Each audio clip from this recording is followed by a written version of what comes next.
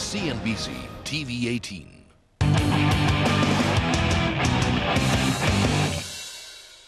Hello and welcome to the CNBC TV 18 special. I'm Shireen Bhan and we're in conversation with Anil Agarwal. Mr. Agarwal, many thanks for joining us.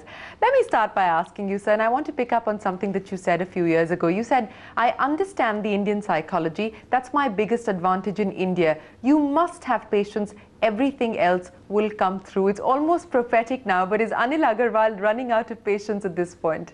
Not at all. Not at all. I think that's the general feeling I have, that the India being a democratic country and the industrialization is taking place, the private players are coming, so you have to have some patience. Most of the business was with the government business. Now it's coming, a lot of private players are coming, so government and the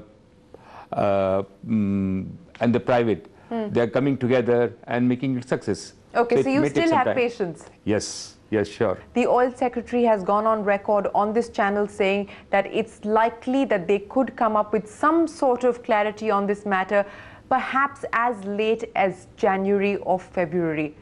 Is Bill Gamble running out of patience? What is your conversation with him telling you? Yeah, for them to believe, because it's a pretty simple, because nothing is changing. If you look at the money is not being transferred, the company is completely intact.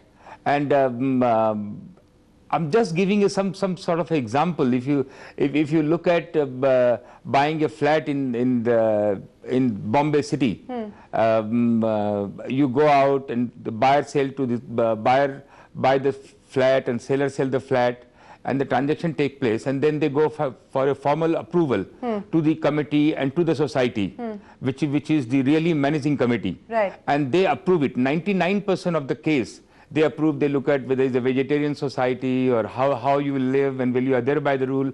This is I just given you one of this example. So this is the great thing happening for the country, whereby Indian asset coming to the Indian owners, which perspective will be very different, because our perspective will be always growth. I have in fact pledged that most of the profit will come. All the profit will be deployed in the company.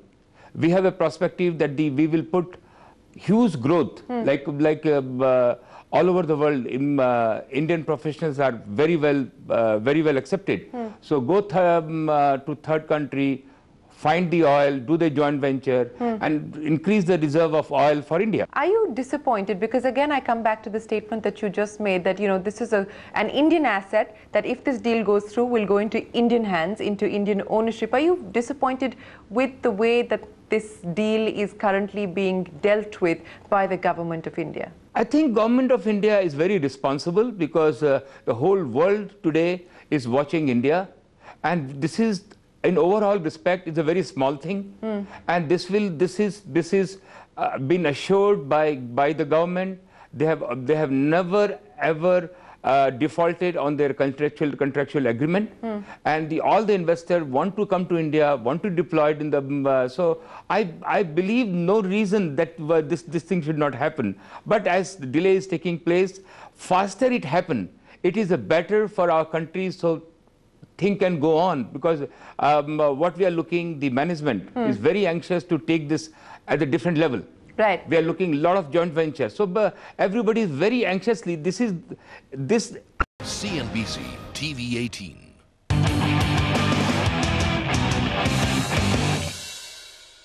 Hello and welcome to the CNBC TV 18 special. I'm Shireen Bhan and we're in conversation with Anil Agarwal. Mr. Agarwal, many thanks for joining us.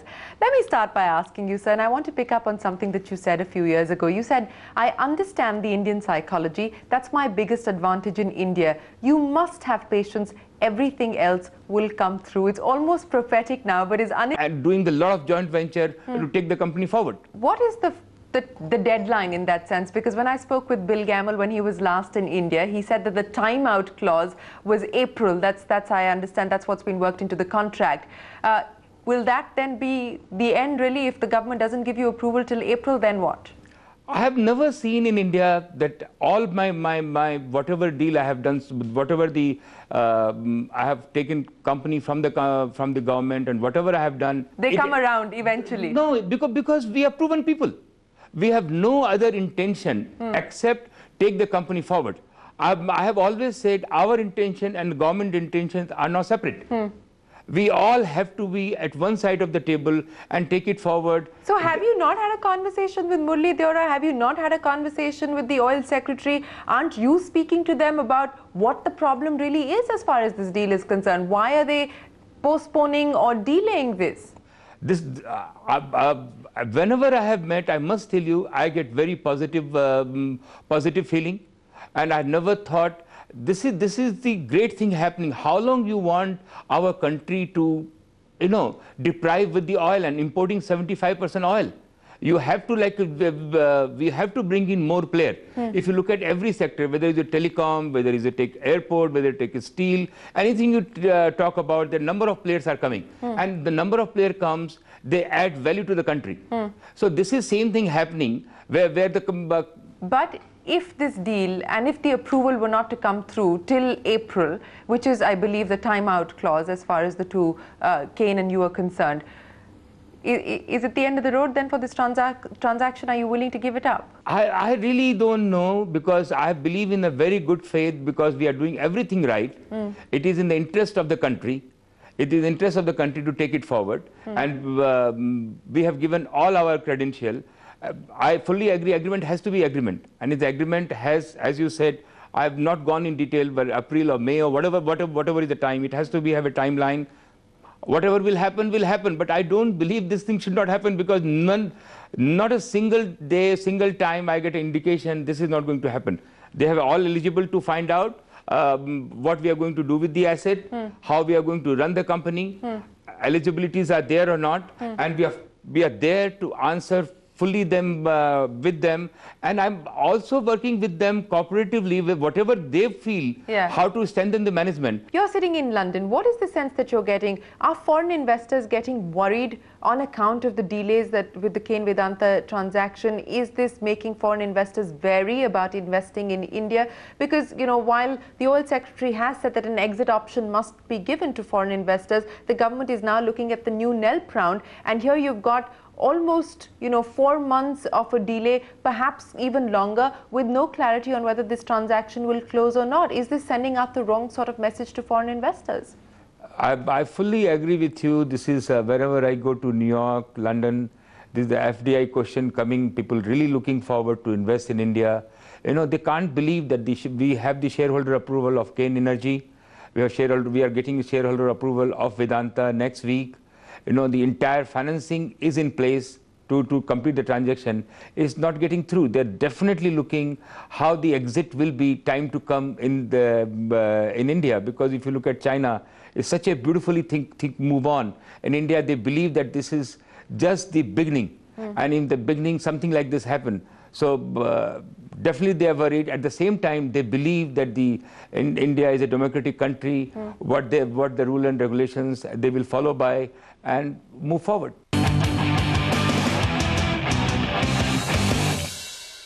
Let me now talk to you about the other controversy that you're currently dealing with, and that really is with your Lanjigarh refinery, where the Ministry of Environment at the centre has said that you violated environmental norms, you did not have appropriate clearances before you went ahead and actually began construction and your expansion there. You have, of course, refuted all of these allegations. You have responded to the government's show cause notice to you. There was another committee that was actually set up. The committee has also said that you flouted the environment norms. Is it the end of the road as far as your Lanjigarh expansion plans are concerned? Are you feeling more confident? Have you spoken with Jairam Ramesh? Do you intend speaking with Jairam Ramesh to present your case? Let's look at the overall picture. This is the story of aluminum. Aluminum, we are natural position to produce aluminum, which is a green metal, which require for human development on day-to-day basis. China produced 22 million ton of aluminum against what we produce 1.5 million ton. So this was the overall picture. And in seeing that, we have gone and invested 45,000 crore has already been invested in aluminum sector. And we are producing aluminum. and we are running this plant very well. Now to produce aluminium, we need bauxite. Yeah. That was the fundamental, to have the bauxite. India has one of the finest and the huge reserve of bauxite. Orissa has the largest bauxite, and the Lanjigarh area has the largest bauxite. That's why we set up the plant there. Yeah. The intention is that we have already invested money. At the moment, we are buying the bauxite from outside and running the plant, which is not natural. Yeah. Which is not natural. We have complied all the rule. Why somebody go to Kalahandi and invest $2 billion?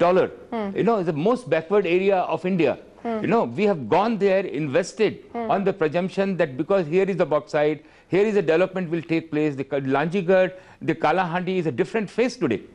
So we have done that, and we have no reason to believe the bauxite will be the... But the tribal community that is currently based there in the Niyamgiri hills believes that they don't want Vedanta, they don't want your refinery, they don't want you to mine there. And you've had NGO after NGO, you've had the Church of England, you've had Bianca Jagger, you've had the Centre for Science and Environment, you've had, of course, the government-appointed committee saying that you are in violation of environmental norms. The Centre for Science and Environment has gone as far as to say that Vedanta and Anil Agarwal are a history sheeter when it comes to environmental violations.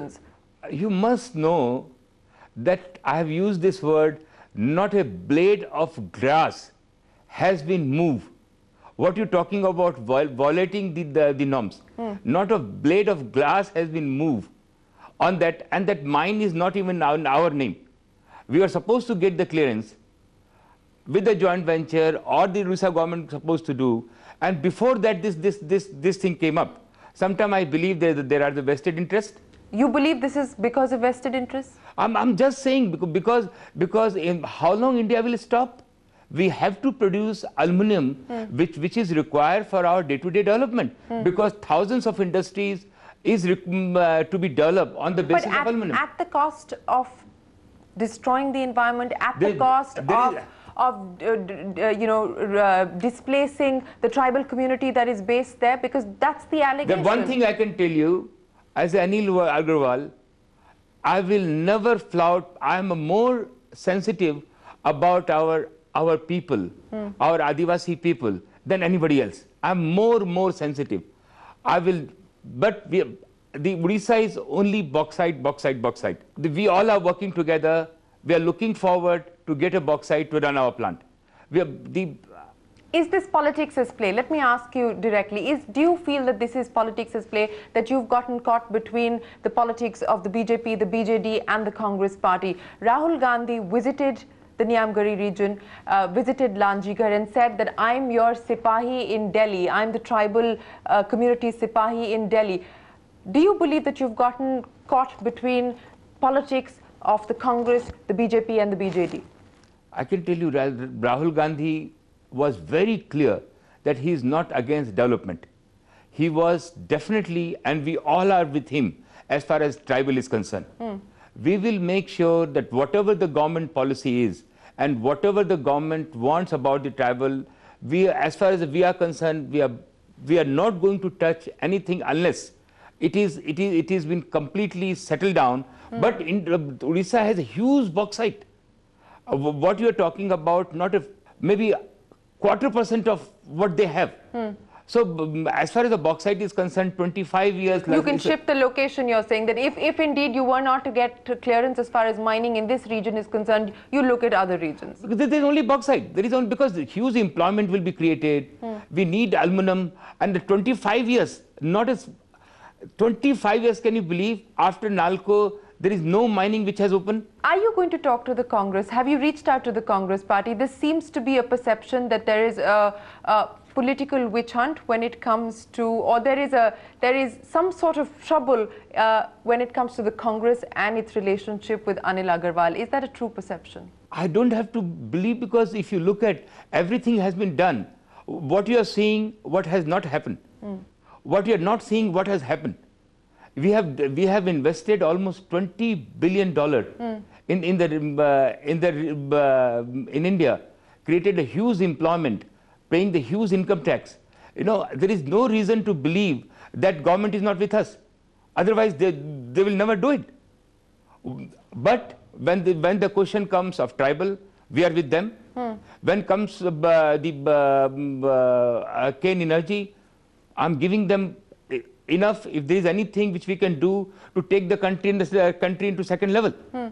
So as far as if you look at our credential, we have worked with the government all the time, and we have got all our clearances for our power plant, for our aluminium plant, for our Jairam Ramesh doesn't seem to think so. He has given 50 clearance to us, except these 2 clearance. I'm just thinking, 40, 50 clearance must have come through him. So what is the problem with these 2 clearances, you think? Because you continue to believe that you've done everything as far as getting the environmental clearances are concerned, that you have not flouted any norms. Why do you believe that we have reached to this point where you have been asked not to construct further, not to expand further? There is a status quo as far as your plans for Lanjigarh are concerned. See, we are in democratic country. We are not in China. When something is there, somebody has to address. And we all are addressing jointly. Because there is my agenda is not different than the government. You know, we live in the democratic country, and we have to take our society with us. And we have to fundamentally think that the aluminum, if you look at aluminum, is a very important metal. Right. And we have to make sure that a couple of million ton of aluminum is added to our country. Are you serious about, shifting to Gujarat, to get bauxite and so on and so forth? Because that's been speculated about for some time now since this trouble began. See, people who put in today, what is the scare is the investment. Where is the investment where people go, and people like us, whom the investor trusts like anything, give us billions of dollars. Wherever we'll go, we'll have a red carpet.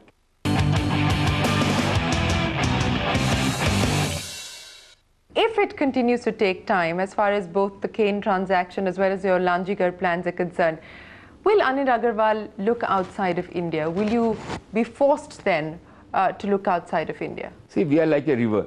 You keep flowing. Some mountain come, we don't break our head with the mountain. We find a way from the left or right and move on. You know, you've always been a believer in the global equity markets, whether it's the NYSE or the LSE.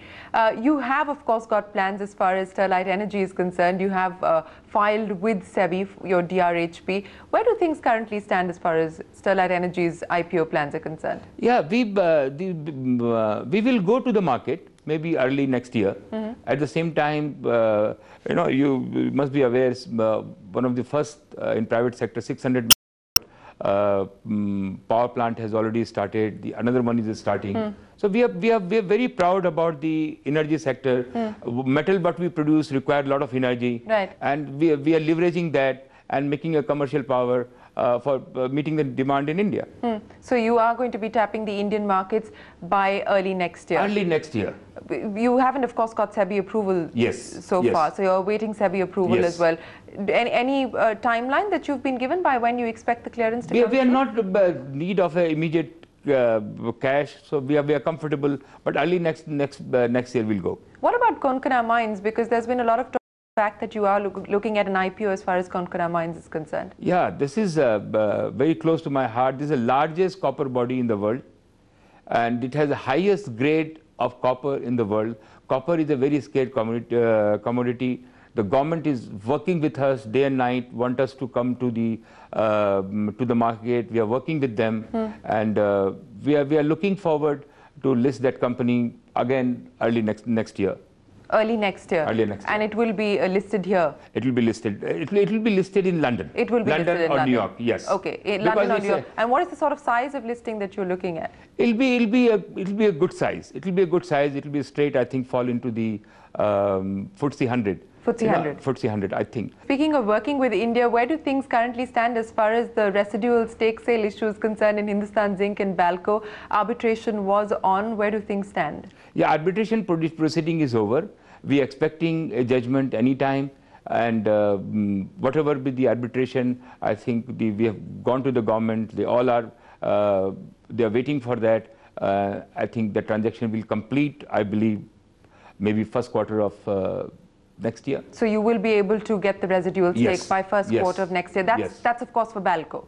Balco and the And Hindustan Zinc, Hindustan because Zinc they will both. follow the same rule for the Hindustan Zinc too. Let me ask you about the commodity cycle now and where you actually see prices at this point. What is the cycle looking like to you? What sort of price range are you looking at? I'm bullish. I always thought that the price is too high, but it's amazing how the demands are growing. We still find the copper is very high, the iron ore, zinc, lead. I